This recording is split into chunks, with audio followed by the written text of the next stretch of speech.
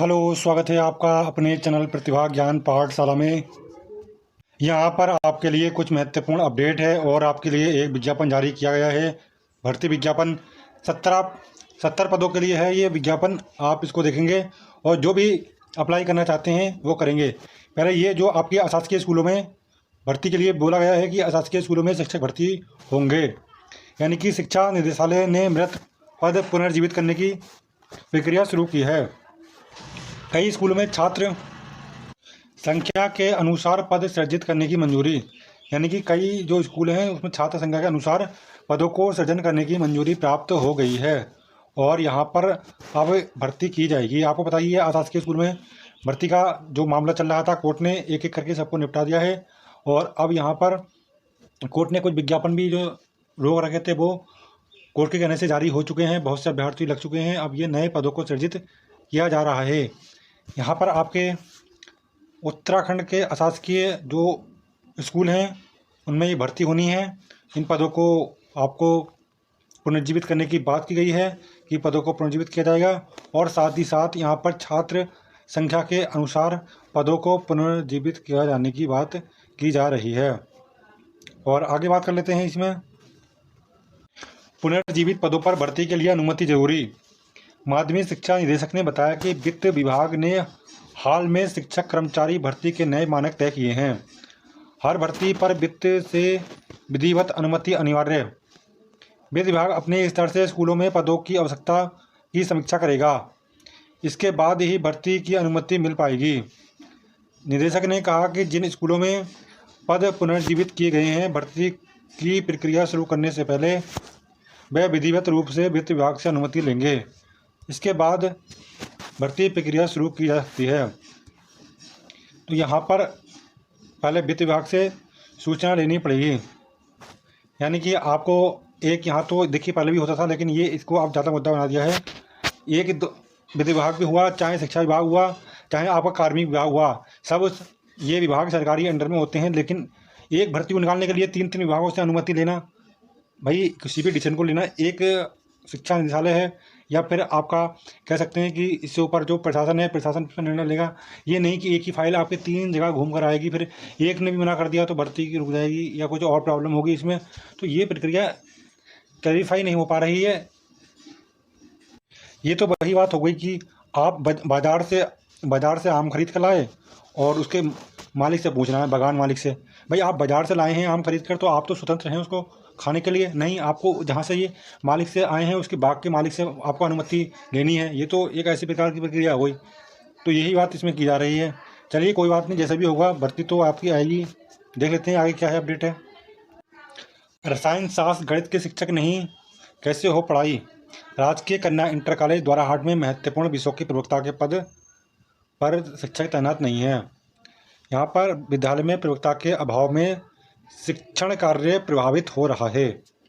छात्राओं की संख्या की बात करें तो छात्र संख्या में कमी आने का एक कारण है एजुकेशन को बढ़ावा मिलना, यानी कि यहाँ पर आपको जबकि शिक्षक की कमी का असर भी नामांकन प्रक्रिया पर पड़ रहा है, नामांकन पर पड़ रहा है। यहाँ पर जो यहाँ की प्रधानाचार्य हैं उन्होंने ये बात की है।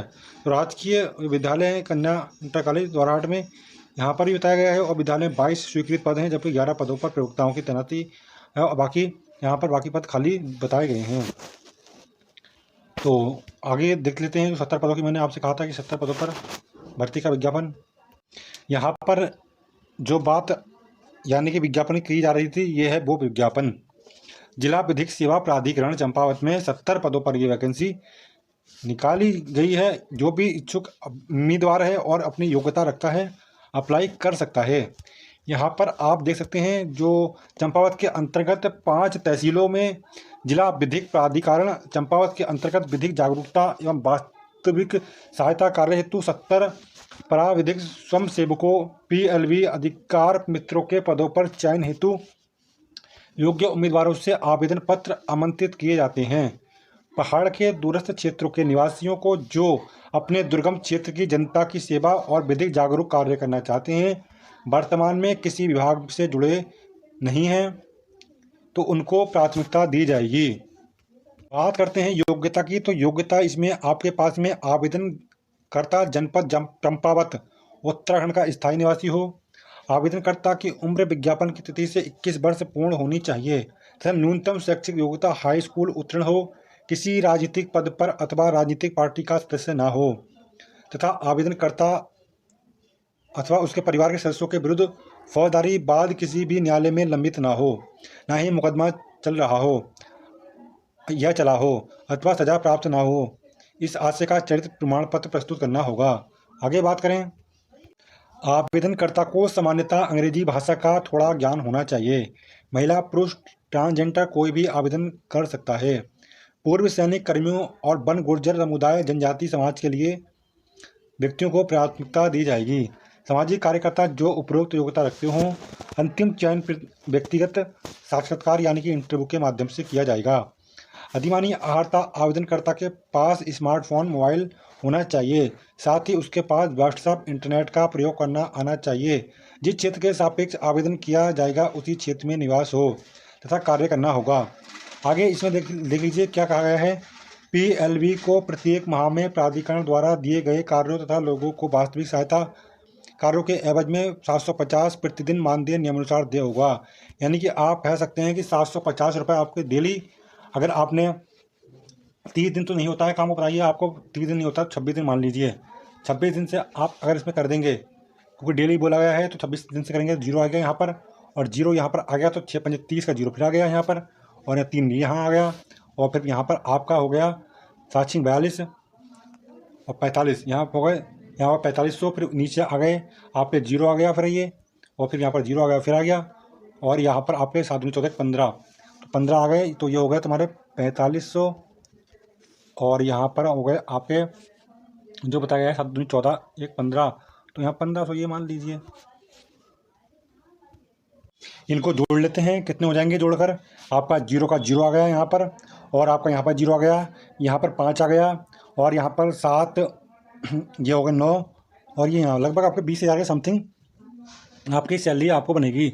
19,500 बन रही है यहाँ पर, तो जिसका भी सिलेक्शन होगा उसको यहाँ पर 19,500 रुपये मिलेंगे लगभग। अगर कुछ गड़बड़ कर दी हो तो उसको इग्नोर करके आप यहाँ पर सही देख लेना, मैंने आपको बता दिया है 19,000 लगभग 20,000 के समथिंग यहाँ पर आपको सैलरी दी जाएगी। आवेदन प्रक्रिया की बात करें तो आवेदनकर्ता आवेदन पत्र का प्रारूप जिला न्यायालय की वेबसाइट जो ये दे रही है चंपावत. और ये आप पूरा दे सकते हैं, इस पर आप विजिट कर सकते हैं आवेदन। और या आप क्या करेंगे, आगे किसी भी तहसील में जाकर वहाँ पर जो है वहाँ से भी डाउनलोड कर सकते हैं, निकाल सकते हैं फॉर्म, निकलेगा वो यहीं से। आप तहसील से भी लेंगे तब भी वो यहीं से निकलेगा फॉर्म, और आप स्वयं भी निकालेंगे तब भी ये जो वेबसाइट दे रखी है यहाँ पर आप डाउनलोड करके कार्यालय में स्वयं किसी दिवस पर जाकर जमा कर सकते हैं।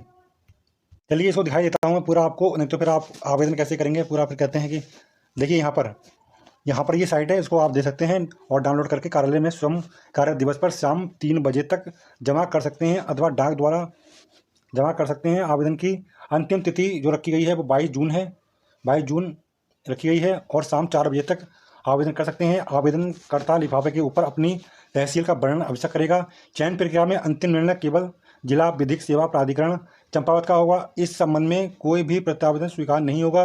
नियुक्ति की प्रकृति पूरी तरह अस्थायी एवं कार्य आधारित होगी। और यहाँ पर कहा गया है कि अपूर्ण एवं विलम्ब से प्राप्त विज्ञानों पर विचार नहीं किया जाएगा, यानी कि जो आवेदन है उन पर विचार नहीं किया जाएगा। और यहाँ पर जो कहा गया है कि चंपावत जो फोन दे रखा है इस पर आप संपर्क कर सकते हैं। ईमेल आईडी ये है आपकी, और साक्षात्कार की तिथि की जानकारी वेबसाइट पर दे दी जाएगी, ये कहा गया है।